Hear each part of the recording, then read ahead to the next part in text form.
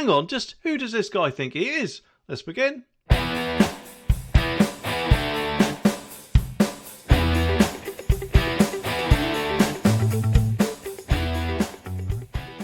Now, of course, ever since ULEZ launched, and don't forget its expansion, there's been nothing but a pain in the bum to millions of motorists out there, especially for people whose cars are non-ULEZ compliant.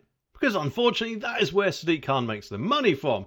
And it does seem strange, doesn't it? He says he's doing it all for the safety of the children, to cut down pollution or whatever it is he says. However, I guess those children can go F themselves when he basically lets us in if we pay him £12.50. But what happens if we don't pay him? Well, obviously, we'll get a massive fine, but that, unfortunately, is not the end of it. It seems Sadiq Khan has taken a bit of an Orwellian 1984 approach, shall we say, in doing something much worse. And I say that because, according to this article, it says that Sadiq Khan seizes 1,400 non-ULEZ compliant cars from drivers, and then wait for this, sells hundreds of them off. But just what right does he have to do that? I mean, they're people's cars at the end of the day, and obviously these guys, I'm guessing, need those cars for work and things like that. So surely you'd think that would mean, in theory at least anyway, that surely he's stopping these people from working and earning a living. So what right does he have to do it? Well, it says that Londoners may have had their cars stolen from Mayor Sadiq Khan in a major crackdown on ULEZ fare dodgers, with more than 1,000 individuals already being caught out. And listen to this. New data from the Transport for London, the TfL, has revealed that a staggering 700,000 has been recouped through the sale of vehicles belonging to those who haven't paid.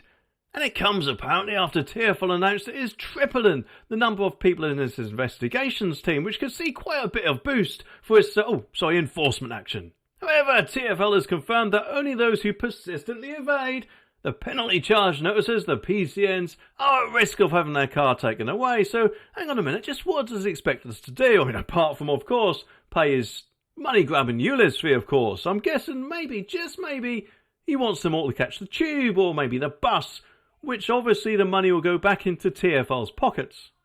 They stress, though, there has been a cohort of people who refuse to pay multiple PCNs in a major blow. Well, at the end of the day, whether Sadiq Khan likes it or not, there'll surely be a time when he can no longer charge these fees, because if we all have to switch over or are forced to switch over to EVs eventually, then isn't that the mode of environmentally transport they're trying to push? And therefore, he won't able to charge these fees. And yes, I can hear you all in the comments.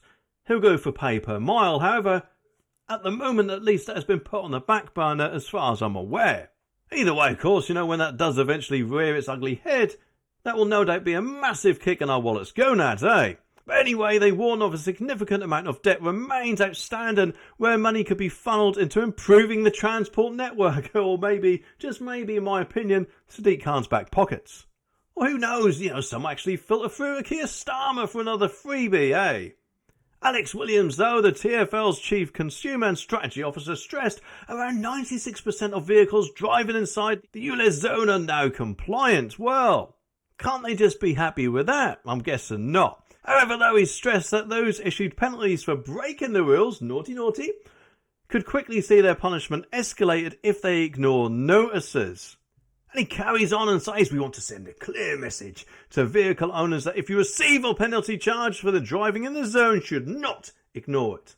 Your penalty will progress to enforcement agents to recover the fines you owe, and there is a risk that your vehicle and other items of property will be removed.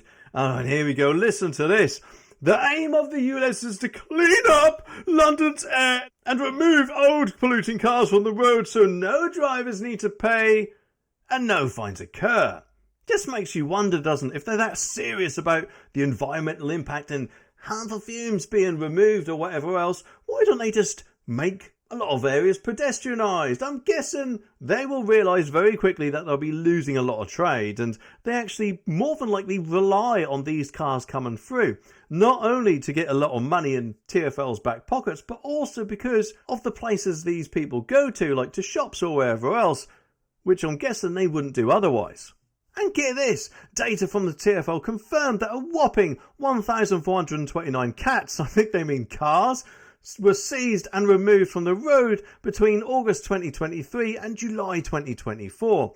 Meanwhile, though, a staggering 761 seized cars were auctioned, which recovered an eye-watering £710,147 in revenue, which obviously, I could be wrong, but I think that'll be a long time before we actually see that money gets spent on improving any transport network. And if you think about it, just how many more people will get their cars seized if they're tripling the number of people investigating any such fines that aren't being paid or whatever else. It is quite worrying, and I'm guessing under this Labour government it's going to get a lot worse within the next 5 years.